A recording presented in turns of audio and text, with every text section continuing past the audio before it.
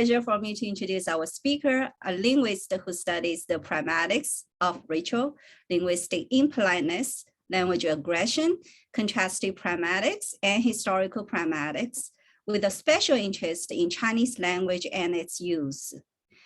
Our speaker wears many hats. He's an ordinary member of Academia Europaea.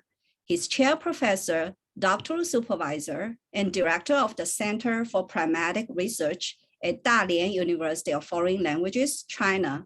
He's also a research professor and head of a research center at the Research Institute for Linguistics, Hungary.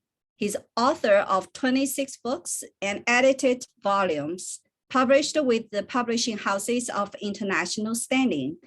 His most recent books are Intercultural Politeness with Helen Spencer Otte 2020 and Cross-Cultural Pragmatics with Juliana House 2021. Both books were published by Cambridge University Press. He's also a co-editor of Contrastive Pragmatics, a cross-disciplinary journal. Here to discuss interactional rituals in Chinese, please welcome Professor Dániel Kádár. Thank you very much. Thanks, Weihua, for this lovely introduction, and my huge thank you goes for both Weihua, Professor Zhu, and Laurie for organizing this event today. It's my real pleasure to be in the US, even though it's like a kind of virtual visit. My neutral territory in the US should be New England, where I hold a kind of visiting kind of post. So I often teach in that part of the US, but never been to Wisconsin. So I really hope that on another occasion, I will have a pleasure and honor to seeing you all.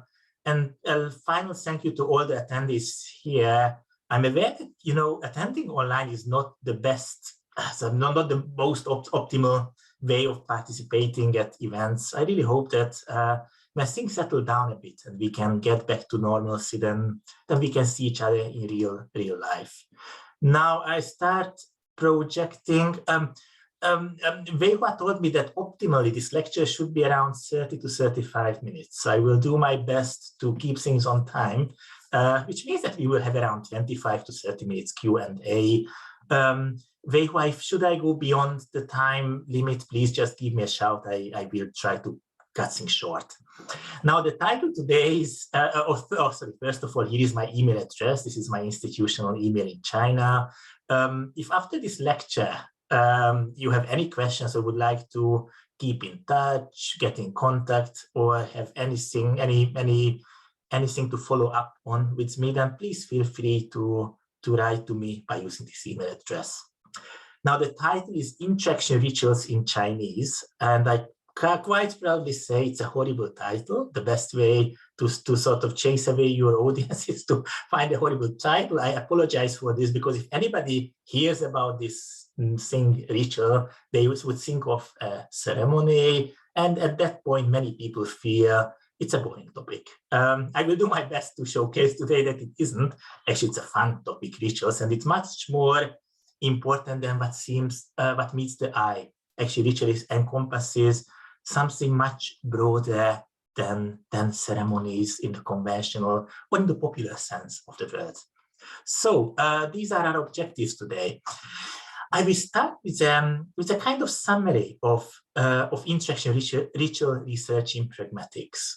This is necessary because, as far as I'm aware, what I gathered from my discussions with Weihua and Laurie, most of the attendees today are from departments of Chinese, or a department from Chinese, or different departments from Chinese. So I would not take it for granted that I'm definitely sure I'm very, very familiar with many Chinese interaction rituals, but to make sure that we are on the same page on regarding everything, it's better to define what we mean by interaction ritual research, because it's not a standard in mainstream sinology.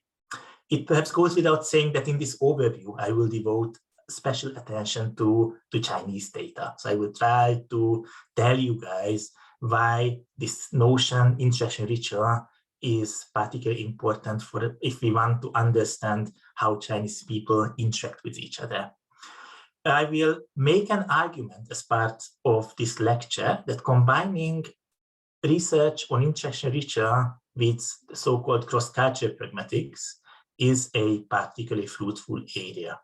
By cross-cultural, I mean the comparative study of language use in different lingua cultures. In English, we have two words, basically. Many people here are native speakers, unlike me, so may know it better, and many colleagues speak English very fluently. And basically in English, intercultural refers to the study of interaction between people from different cultural backgrounds, whereas cross-cultural encompasses this kind of contrastive, comparative study of data, of different lingua culture data.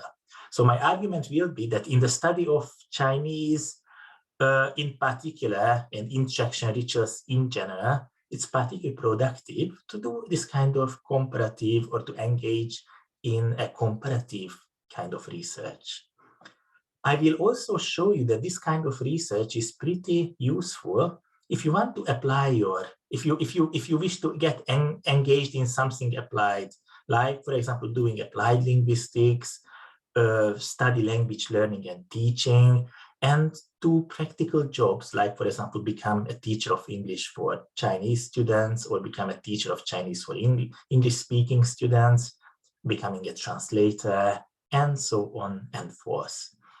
This research approach which I will be showing you today, and sorry again for the many details, it's just assuming that not all of you are linguists.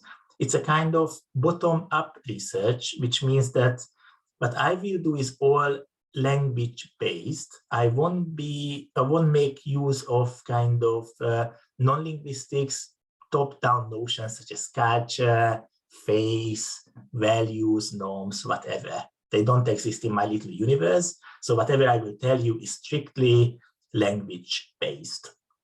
That's really it.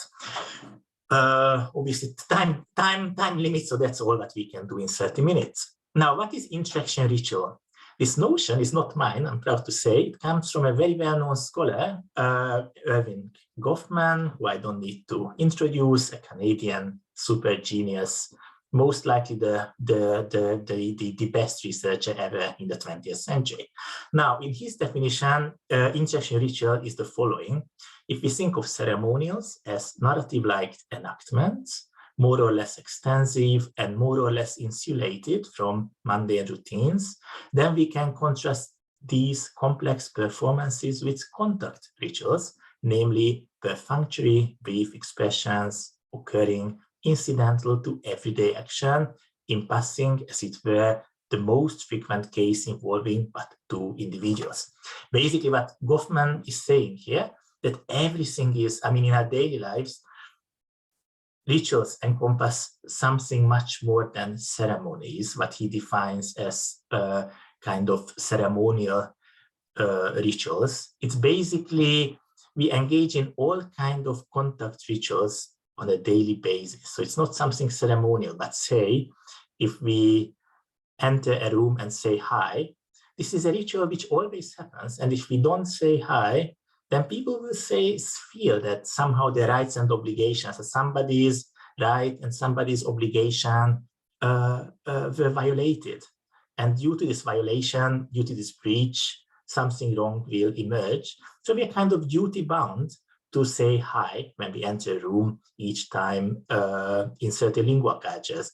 Obviously, there are interesting lingua culture differences lurking, because say in the Chinese lingua culture, we are not necessarily duty bound to say hi to everyone when we enter into certain spaces, but not into other spaces. And this is why studying rituals is fun. And we can say these are much more mundane things than what the label ritual would indicate. I myself wrote a Cambridge book on this topic with the title Politeness, Impoliteness, and Ritual, where I followed Goffman's, well, I don't, it's a bit kind of saying too much that I followed him, because he's too big to get followed, that I tried to follow him by pinning down what he meant by interaction ritual on the level of language use. And this is what we need to know in terms of language use about interaction rituals before we get into Chinese. Basically, when we engage in ritual behavior, and we do it all the time, we do something communally oriented, and we do it in a standard situation. Going back to this example of entering a room, when I enter a room, I will immediately know that this is a standard thing. So I won't really think what I do. It will be quite ordinary for me to say hi, because I know that this is just a requirement for every case when I do the same thing. And I do this because I'm part of a community. What I do will be pragmatically salient for everyone, especially if I breach what I'm supposed to do. Like if I don't say hi, people will be like, wow, what the heck? Why is the guy not saying hi?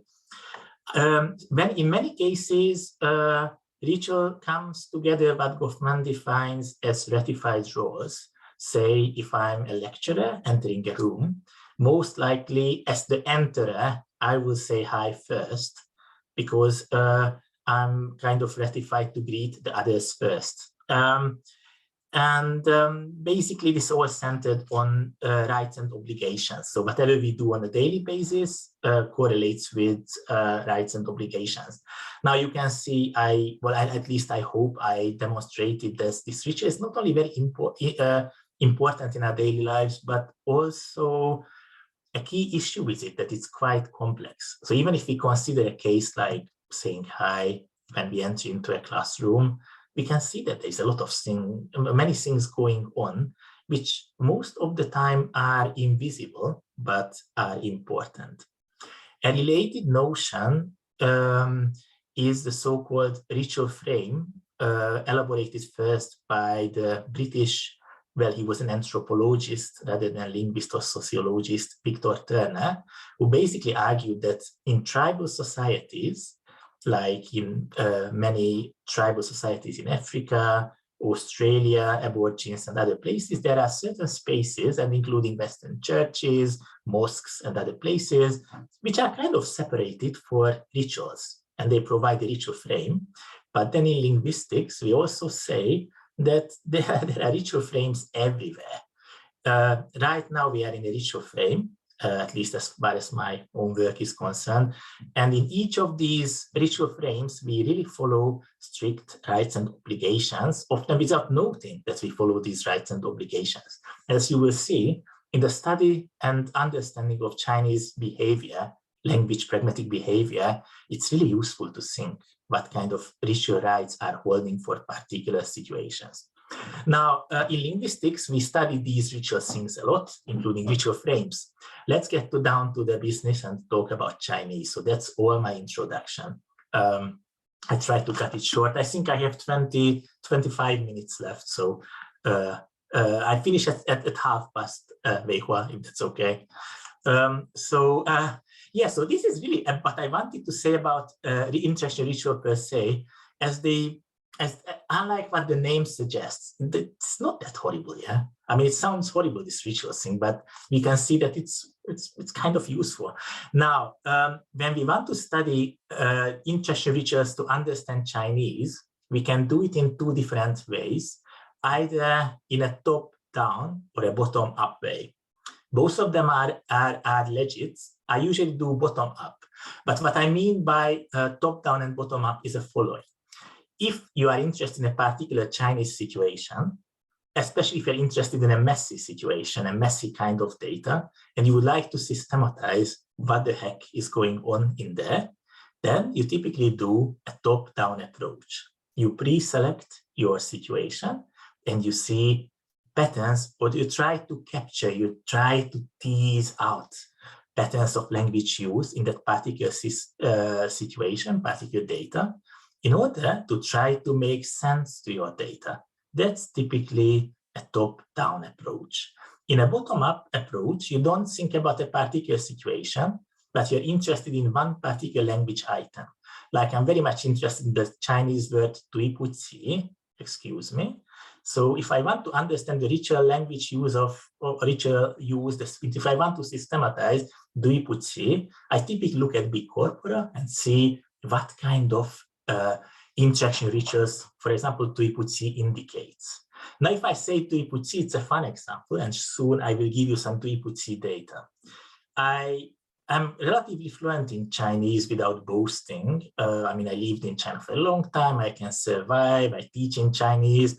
But ever since, whenever I'm in China, this duiputsi and many seemingly easy expressions cause me a lot of headache, because I go and order food in a Chinese restaurant, but the Chinese say fuya, and then just a server come here. I always want to say, excuse me, duiputsi, and I nearly raise my hand, but I realize that people will think I'm nuts. Yeah, you cannot say this in Chinese. You cannot use this expression in Chinese because it's not the right ritual frame to use duiputsi. Yeah? So that's a typical bottom-up problem. So today, first I will show you a case, very short case of top-down research on intercultural ritual, and then I will do a bit more detailed stuff on a bottom-up project to showcase why is it useful and how it helps you if you want to become either a researcher or a language teacher or an expert of translation. Now, here is a typical top-down project which I conducted with my dear colleague Juliane Haus. I represented the Chinese part of this story. Juliane came in with her expertise on contrastive pragmatics. We studied audio recorded interaction from a scenario which is called, it's very short, called Junxun in Chinese. Junxun means military training. It's recently in the news because Australia just refused visa for 3 Chinese students because they participated in this military thing. It's basically completely non-military stuff. It's like a compulsory first-year course organized for freshmen, as the Americans would say, in universities. So in the first year, you are supposed to take part in a course when second-year students scream on you, you have to run, you have to sort of wear military outfit. I have to say that as a foreigner, I generally enjoyed watching it. I'm not sure if I would like to participate in it, but that's a different thing. And I asked my students in China to get this recorded for me to see what can I make out of it, because this Junxun seems to be completely messy. Yeah? But I knew it's ritual. It's a typical ritual, like a military training. It's an example par excellence for ritual. So we audio recorded many, many hours of this kind of ritual in a typical top-down way, and then we analyzed it. And lo, after a very short while, many, many patterns emerged. For example, we found that they have a lot of loanwords for army language, but that's another question. But for example, on the level of language behavior, we could see that second-year students in these army trainings make use of very direct requests, like it's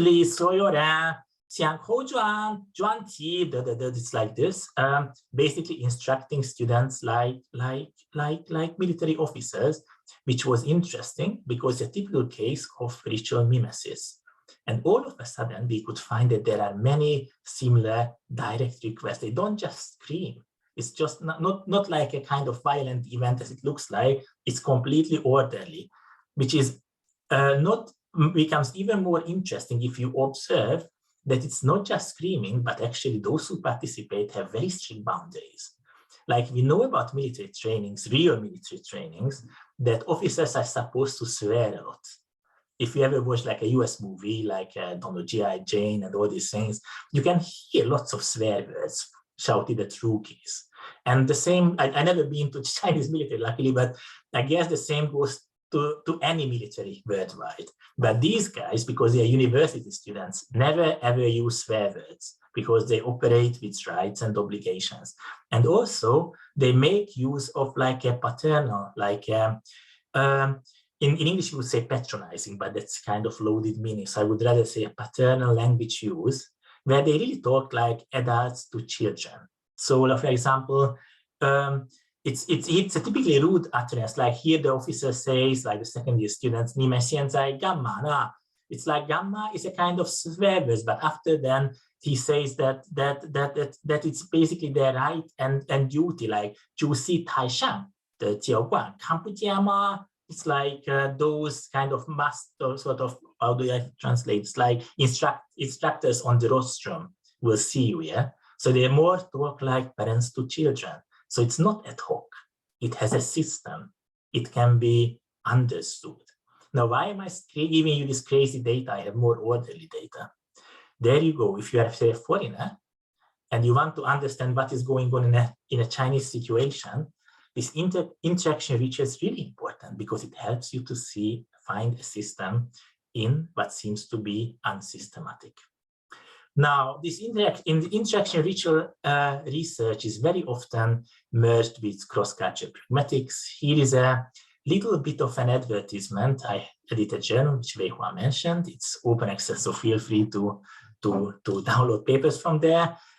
Please visit our website. And this is a book which recently Julian House and myself published with Cambridge on this topic. If you want to do this interaction research in a bottom-up way, which I'm going to discuss today, like, for example, understanding why a certain word which indicates ritual, like do you put C in Chinese, how it is used and why is it used in certain contexts. The same goes to top-down, but even more so for bottom-up.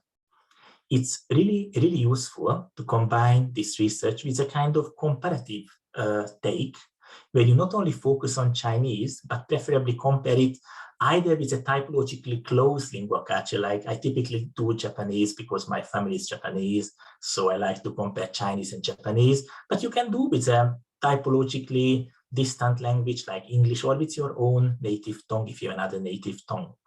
And ideally, you should not be just interested in differences, but also in cultural similarities, because without similarities, there is not much point doing this kind of research. And through this comparison, you can kind of distance yourself from your own preconceptions of data. Like, it's quite ideally, you should avoid saying that the Chinese are like that, the US people are like that. What you should be looking at, if you want to understand Chinese language use in general and interaction rituals in particular, is more like how they really use. What are the similarities and differences between two lingua cultures or more lingua cultures, rather than sort of making use of stupid overgeneralizations, like, don't know, like the Chinese are very face sensitive whatsoever, because these preconceptions often turn out to be invalid. It's much more useful to look at what is there in your data. Now, in this kind of cross-cultural research, what we often do is just a quick note, is a kind of multi-method approach where we often engage in a kind of basic research. Like, for example, if we study expressions like do you put C, the best practice is to take a big corpus like the balanced Chinese corpus and say the British national corpus, which I do, or the COCA in the US, and then compare comparable expressions in English and Chinese in this corpora. And then preferably you are supposed to do a kind of ancillary research by asking native speakers, like, for example, what they think about this, or you can, or engage in a kind of language learning exercise, which I will be doing today. You can do this the other way around, like you can do a bit of interviewing first and then look at corpora. All kind of stuff is possible. The important thing is that if you want to get into the study of complex languages like the Chinese, or even more complex comparisons like Chinese versus English, Chinese versus Japanese, it's quite important to rely on various methodologies.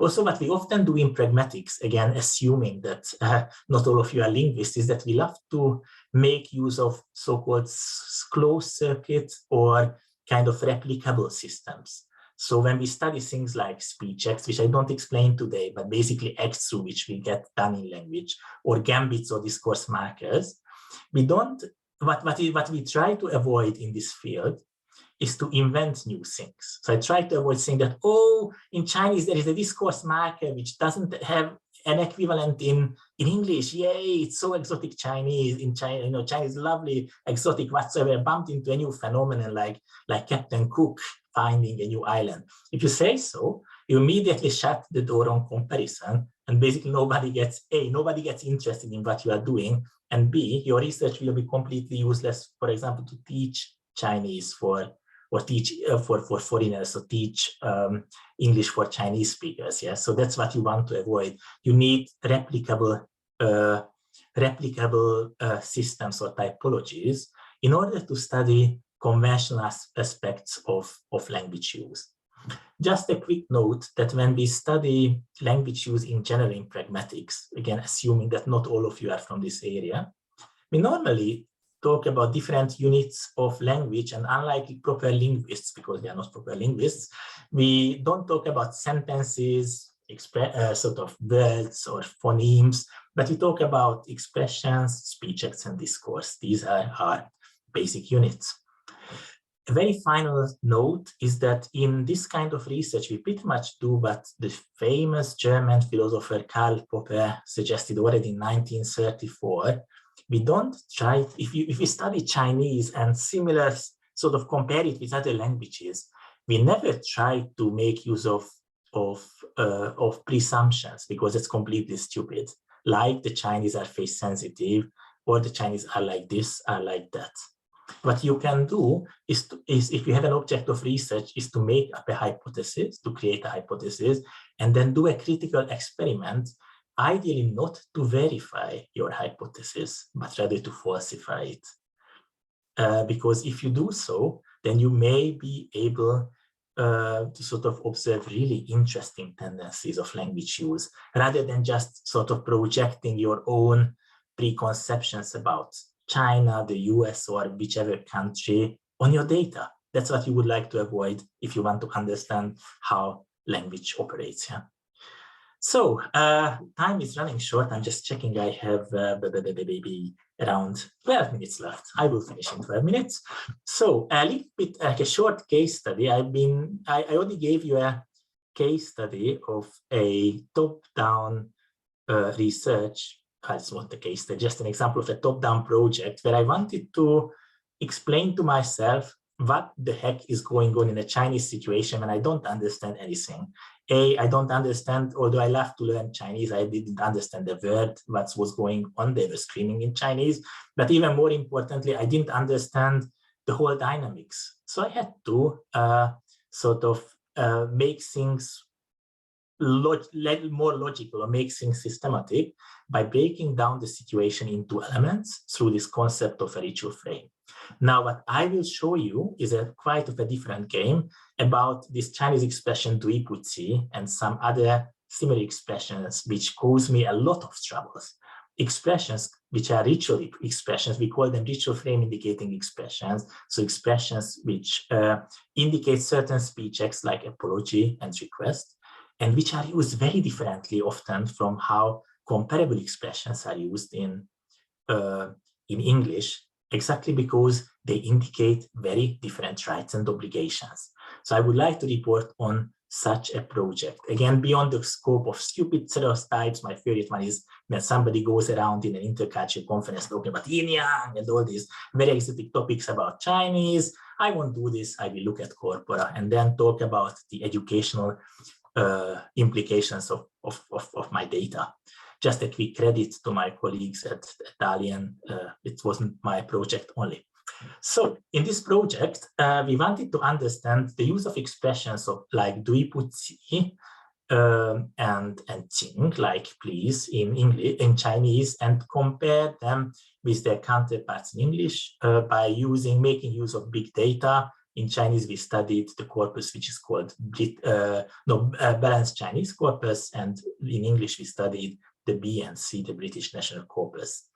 We wanted to compare expressions which indicate requests and apologies through a number of valid expressions. I don't go into the gruesome details of this methodology. Basically, what we try to do is to try to collect a comparable number of valid examples, which include these expressions in English and Chinese. Then step 2, and it's not too fancy, it looks fancy, but it isn't. We saw first what kind of interpersonal scenarios these expressions indicate in our data. Say whether the Chinese expression "dui pu ci" tend to be used in a dyadic or a multi-part or a public setting, and how it compares to, say, sorry in English.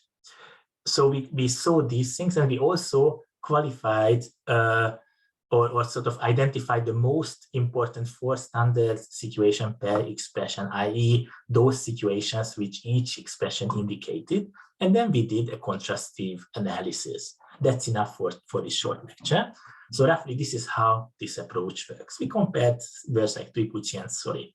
Just to note that these words, if we do it linguistically, are never proper equivalents. I saw there are native speakers of Chinese in this group today, and I'm quite sure, like Weihua actually, and I'm quite sure that they will immediately say, and they will be very right, that tuipuchi is something very different from sorry. Yeah, it's not. It doesn't compare neither stylistically nor in terms of content. Nevertheless, what you can do is don't worry about this and simply ask native speakers first to tell you which are, say, the 1, 2, or 3 more frequent expressions through which apology is realized. And that's why we got sorry and tuipuchi as the most frequent apology expressions. You at this stage, it's nothing more than that. Yeah.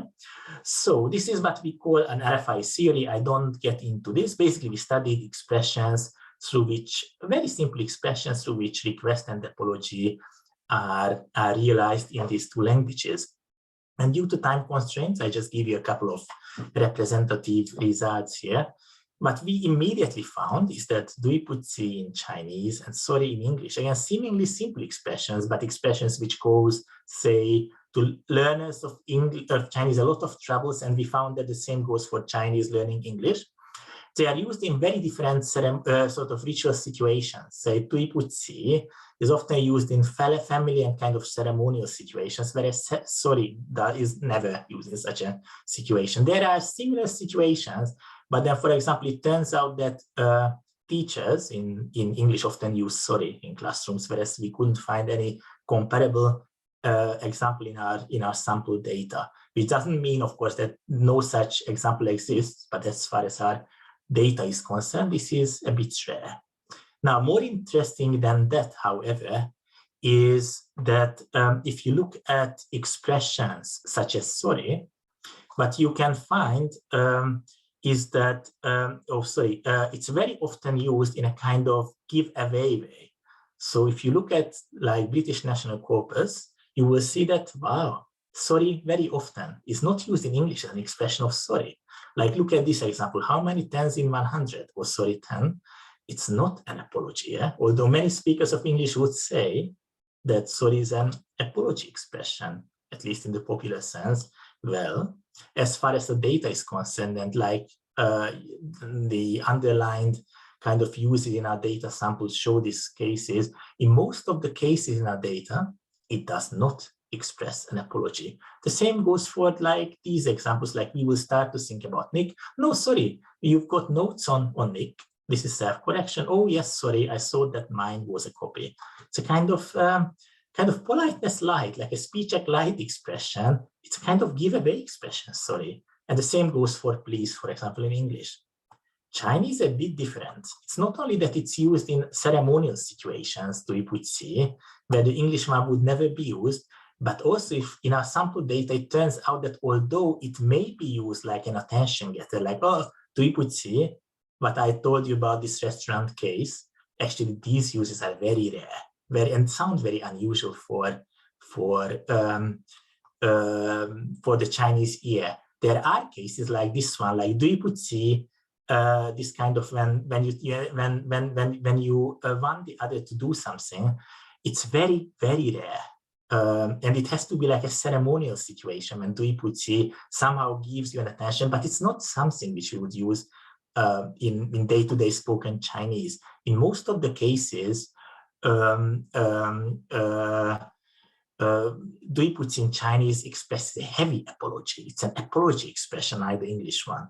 Like I just read part of this example because of the time limit. I only have 4 minutes less. 许多乡亲们直到现在还手指没穿的，我对不起乡亲们。I really ask the apology for the forgiveness of all my fellow villager or fellow whatever villagers or village relatives. So we can see that tuipuchi pragmatically is very different from please. Oh, sorry. Now it's of course a very seemingly simple thing. Again, in pragmatics, we love to look into seemingly simple things, but it immediately gives you a system which can, of course, be taken further, like study bigger. What we have done is that study group of expressions, how they compare with each other, families of expressions. And in the end of the day, you can have a map of languages, how you can systematically compare, say, Chinese and English. And that's what me and my colleagues are working on. And of course, it has a huge, very important educational significance. And that's why I said this notion, interaction ritual, how language is used to indicate rights and obligation is very relevant to you, not only if you want to become a researcher, but also if you are engaged in applied things. Like, for example, we had a lovely project, and I only report on it in brief, where we asked Chinese learners of English and British learners of Chinese to evaluate uses of sorry and 对不起 and please and 请. And we wanted to cheat them. We gave them real examples and we gave them completely stupid examples which we made up. Like, here is this one. How many tens in 100, or sorry, 10, in a classroom in English? It's an authentic example, but many Chinese students guess that it cannot be like this, because why would a teacher apologize? When we gave this ridiculous example for British learners of English, I made it up. I'm quite proud of it. 15加24, 对不起, 15加20, 一共是多少? Well, in theory, and the Chinese friend of mine told it's not impossible in Chinese. So maybe it's possible, but it definitely sounds odd, I would say, at least, because it's not 对不起, which you would use as self-correction here. You would say, you could use here a discourse marker, or you wouldn't say anything in Chinese, but to say the least, 对不起 is not compulsory. And all of our English respondents said that that's perfect. That's how, not all, but something like 8 out of 10 said that that's cool. These were students who did not previously go to China, but they were relatively fluent in Chinese. So obviously, on the base of pure language logic, this could perfectly pass. Now, this is, of course, a simple case again, but you can see that this is something which we can definitely introduce into applied linguistics and translation and other applied areas. Now, just a brief conclusion. So today I attempted to give you a very simple case study to illustrate why this notion, interaction ritual, is useful if you want to study Chinese and its use.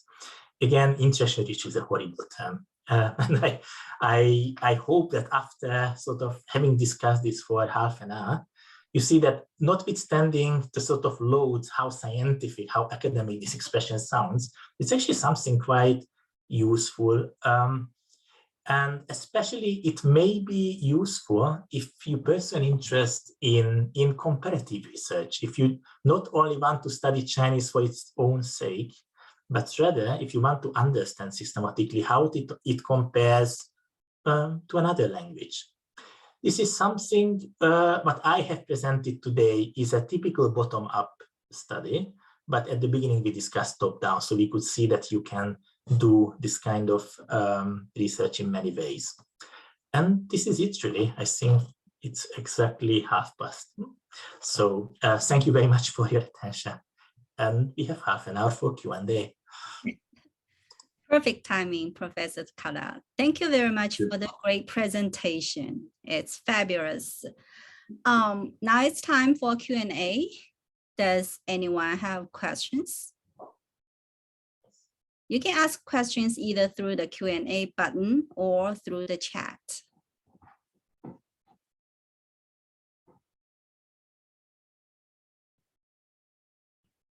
Unless if you feel I overwhelmed you, because it's been quite a lot taken, I guess, in 35 minutes. Yeah. Yeah, I think we've got one question in the chat. Can you see that? Oh, yes. Yes, I can. Thanks. Thank you. Very insightful. One of my Chinese instructors used to complain how learners kept saying ni hao for hello. Every time we saw the same person, nice, we would explain that this is often not how ni hao is actually used. What would be similar to a nice to meet you, good for the first time, but bizarre when you used in a very good question.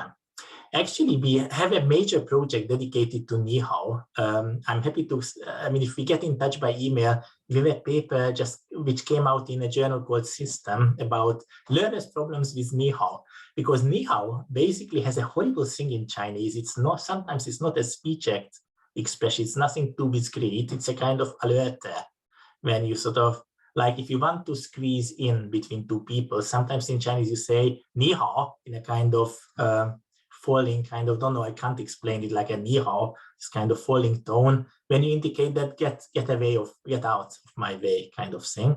That's one. Another thing is that Ni Hao is more salient than hi. So hi and hello are kind of more pan greetings than Ni Hao. The problem with Ni Hao is that Ni Hao is not compulsory, whereas hi is compulsory in English. So again, if we enter a room, we are compelled to use either hi or hello, or maybe another expression like, don't know, good afternoon, good evening, whatever holds, howdy, hiya, whatever there is in American English. I guess there are other variants. How do you do, I guess. But you have to say something, whereas in Chinese, you don't have to A, say something, B, sometimes you replace the speech act greet with the speech act how are you, like, this kind of thing, when you can immediately get into a kind of fatigue thing without actually greeting the person. So the two are very difficult to compare. We have a huge education project about exactly Ni Hao, which is super disturbing sometimes. So thanks for this excellent question. If this colleague is interested, I'm very, very happy to, I would be happy to sort of send the relevant paper. And I see there's another question there. The question. What is a topic or specific speech act that you would like to explore and research in the future? Oh, thanks for this question. Yeah, but at the moment, I do various at the moment because it's sheer fun to do this. Right at the moment, I'm just have a little list in front of my mobile because in this morning, I sent an email to my Chinese doctoral students. So we started a new project this very morning. I want to study, at the moment, we do a project on meishe and meiguanxi in Chinese, because we study how they relate to minimize and forgive. Because what I found is that Chinese learners often use no problem in a very problematic way. And this partly related to meishe, meiguanxi. So we are doing at the moment, my student just started a corpus-based investigation of Chinese expressions. Then I will do a kind of thing with English speakers. It's going to be a complex one, but right now I'm just doing this. We also have another, we are just finishing a project on fatigue communication in Chinese and issues for learners, because this Nietzsche Fandema is like a can of worms for foreigners still, although there are people have done a lot on it, so we know, but there have been a lot of stereotypes going on, like the Chinese are this, the Chinese are that, which I pretty hate, because the problem is that we always put people under culture umbrellas, and I find that ridiculous. What I'm trying to do here is really language anchored, because otherwise we always, I don't know why. Somehow the Chinese attract because of non-Chinese to makes like I don't know, it's like a complete stereotyping of people. So yeah, that's what we are doing at the moment. Thanks for this question. There is another, sorry, Weihua, is it okay if I keep on reading the next one, or may I? The next one, yeah, are there other rituals you're looking at?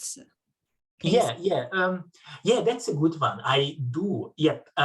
That's the top-down research. At the moment, I pursue interest in two top-down rituals. They are small ones, but very important. Rituals of payments in restaurants, in Chinese restaurants, and how people get into elevators and what they say. About this restaurant thing, as many colleagues here definitely know, it's a kind of big issue, like who pays in restaurants when there is no zero COVID, of course. But it's quite a tricky thing, because people get into physical fights over pay. Like my favorite case in China was when they never let my colleagues me to pay in a restaurant. So my best example is when I made a disgusting case by referring openly to my diarrhea to get out of the room and pay. I didn't have a diarrhea, but I had to say this disgusting thing over the table for people to let me out and don't be sort of suspicious and run down and pay. So paying is a kind of common ritual, which is aggressive ritual and very difficult to carry out both for Chinese and non-Chinese, even more so for non-Chinese. And I'm rather interested in whether we can sort of describe systematically what's happening in restaurants when we want to pay and what's the language dynamics of it. So that's quite interesting. And the same goes for the other thing when people fight at lifts, like letting the other go in the front.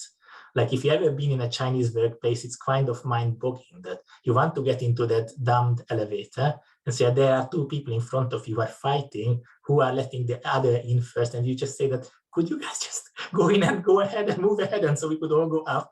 But it takes, I don't know, 15 seconds for them to work out who goes ahead first.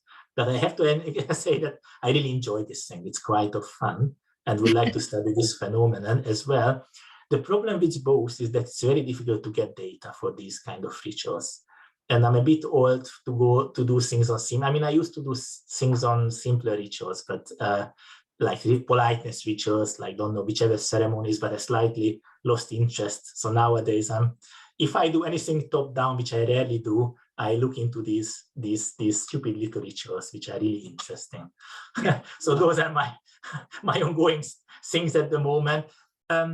I guess a ritual, I used to do a lot on Chinese politeness in my previous life.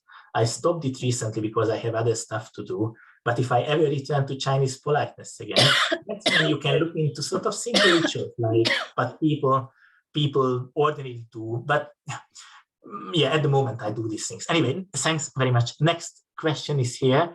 Great talk, Dr. Kádár. Thank you. I have learned a lot. I want to ask if you can talk something about destructive ritual in Chinese that you have noticed. I'm currently doing a research about the roast as a ritual insult. I guess roasting, I guess this colleague asked, like, in a television show kind of roasting, I guess. So I wanted to know. Oh, that's a lovely question. Thanks for this colleague. It's a very good question. Yes, in that book which I shared screen in this 2017 book, I have done a lot on destructive rituals, which then I use this not really linguistic notion, but you can describe through types of bullying. So more like a psychological rather than linguistic notion, but it's good for a top-down research. Destructive rituals are very interesting, and what this colleague here says is a really good example, because in roast shows, the thing is that you are supposed to be relationally destructive. You are supposed to attack the face of the other, as the Chinese would say, but also there are certain rights and obligation holding. You cannot overdo certain things because then you will get kind of stigmatized in the online community. So you may have to take your leave from the community. Yeah? So it's a kind of very, at the moment, I'm working with a Chinese colleague from Nanjing University who stays with us in Hungary, and she has studied like television shows where sort of fun members of fun teams sort of fight with each other, accuse each other like being brainless fun. So all kind of very interesting rituals are going on in the Chinese cyberspace. I have to admit that my Chinese is not good enough to do this thing. So that's where, as a learner of Chinese, I found my limitation, because these kind of shows are so full of local expressions that unless I have a Chinese colleague who helps, I seriously struggle understanding online language sometimes. So it's much easier for a non-Chinese to do either written data or spoken one. Both are okay. But when it comes to this internet language, it's a kind of learned but lovely topic. I really encourage native speakers of Chinese to do this. Personally, but I have done on destructive rituals, it's MMA, mixed martial arts, but it was more like English data, when two guys engage in what they call trash talk in English. So in a bit before a match, sometimes I do English, not just Chinese and Japanese as well. So in my English interest, it's more like about destructive rituals, say this trash talk thing. When, for example, somebody says something, the other says another thing, and the whole thing escalates into something, into a type of aggression which may occasionally go beyond the ritual boundaries of an event. Say in to refer to a US case in Nevada. There was a mixed martial arts match where a renowned person called Conor McGregor and another person had a fight. And it ended up with one of them jumping out of the stage and attacking the audience, while some of the audience members ran in and started to have a fight on stage. And this all came down, or all boils down to exchange of words, where they somehow trespassed the ritual boundary, the rights and the obligations associated with sportsmanship. Yeah, so it's a very interesting framework, this ritual thing, because it can also help you to pin down all these destructive events. But yeah, so when it comes to Chinese, it's more difficult, but because it assumes such a language knowledge, which it's very difficult to have as a foreigner, I have to say, but very interesting topic. Great. Does anyone else have questions? We still have 8 more minutes. Oh, I see one. Thanks for your insightful talk. And thanks, by the way, for everyone for all these really, really good questions. You mentioned you use the BCC corpus for the case study. Yeah, the corpus is very comprehensive, including different genres and styles of corpora. Very good point. How did you address this issue? Did you focus on one particular genre, such as spoken conversation data, instead of written text? It's a very good one because I love corpora, and my apple of my eyes is BCC, because that's the first open access corpora in the mainland of China. Yeah, there are mainly 3 important genres in BCC. It's one of these, the Weibo corpus, which is only online Weibo. One is the literary corpora, and the third one is the kind of spoken. There are other corpora, but the spoken one is the third, and some other possible corpora. Now there you can do 2 things. You can usually, if in my kind of style of research, what I look into is data. So if I look at, say, Duiputsi, I try to collect valid examples, say 4 times 50 valid examples, which reflect the use of Duiputsi in various interpersonal scenarios. Like in Pragmatics, we call them plus P plus SD, so situations where power and social distance holds. Another situation where plus P minus SD, so power but no social distance, minus P plus SD, no power but social distance, and minus P minus SD, so no power, no social distance. So if you want to get 4 times 50 valid examples of these, then you completely disregard whichever corpus is there, and you just try to gather 4 times 50 examples, notwithstanding the corpus, because you're interested in the actual usage of the lexical items. And then you can sort of validly say that you just disregard the very point which was asked, and this is an excellent question in this excellent question. Option number 2 is that if you don't do this research, you really need to be aware of what has been raised in this question, and you need to be clear whether you, for example, just use Weibo data or face-to-face ones or literary text. There the problem is that, for example, if you study Weibo data, it's very likely that all the Weibo examples will be minus SD, minus P ones, yeah? Because Weibo is a very, but I mean, people have to do online language. Personally, I'm not a big fan of computer-mediated communication simply because it's much simpler than spoken language. And it's only minus P minus SD, but I have to know that I meant all this. So younger generation scholars do a lot on online language, and quite rightly so. I mean, relatively oldie. This is the 2 things you can do with the BCC, but exactly its constraints, and you cannot resolve the constraint itself as an analyst. What you can do is to be aware of the limits of your corpus. Right now, there are actually better corpora in China, like Guye Guo is compiling one at whichever university in Beijing, and there are some other colleagues who are working on big corpora, but they usually don't have, I mean, I never seen any of these. So for most ordinary human beings like myself, there is only BCC, and that's what you can use, but it's kind of cool, yeah? So it's still good for a lot of things you wish to do. I mean, you may want to do. Oh, there is another. Oh, no, sorry. Yeah. Oh, there is a question there. I just found another one which I never responded. Sorry, 2 questions actually. One is like, what is the funny language interaction that you have had in China that maybe started off a little rough, but then ended in harmonious and enjoyable interaction? Very good one. Yeah, well, a lot. I mean, the Chinese love to banter. I mean, the Chinese have a gorgeous sense of humor, I have to say. There are many cases when, like, for example, people start to banter you a lot, and then it goes down into a big harmony. Like, for example, I remember that I often speak in Chinese in front of masses, like 500 people, and one of my very close friends made a joke about I have a very strong Central European accent, sort of going down all the sentences you might have noticed in English as well.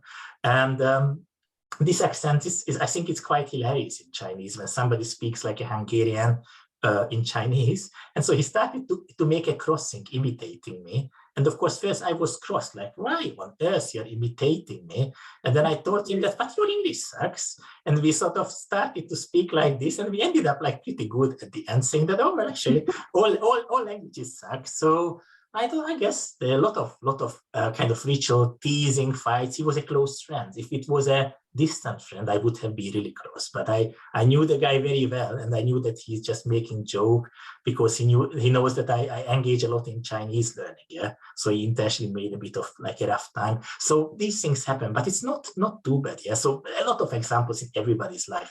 There's another question, if I may. Sorry, Weihua, the last question. Yeah. If I may, I'm thinking about your case study about your expressions and specifically the methodology where you create a sample universe of 50 situations where the expressions under investigation are used. How do you ensure comparability in the situations you choose from the corpus? For example, in all the sample situations for one language come from a corpus that is heavily dominated by TV shows, but in the other language, the samples come from a corpus heavily dominated by political speech. Is nice. It seems that study would not be providing a valid contrastive analysis. Very good. Tertium comparationis, as the Latin says, how we find our area of comparison. Yes. This is why we had to look into interpersonal scenarios and things like plus P, plus SD, minus P, so all kinds of variables which make our data comparable. We actually wrote a whole book with Juliana House on this topic because this is one of the most tricky things for the pragmatician to resolve. Yeah, so you need to put aside the imperfectness of your data and make sure that you make clear your own criteria for comparison. And that's the only point when you can disregard genre-related differences in your data. Otherwise, you are doomed. Yeah. So it's a very good and very important question. Thanks. Thanks for all these questions. Well, thank you so much, Professor Kádár, for answering all those questions and for the interesting talk. It was a pleasure to have you with us. So I think this concludes the webinar, and some of us have to go to classes. Anyway, thank you all for attending. We hope you have enjoyed this presentation. Laurie, do you have something to add?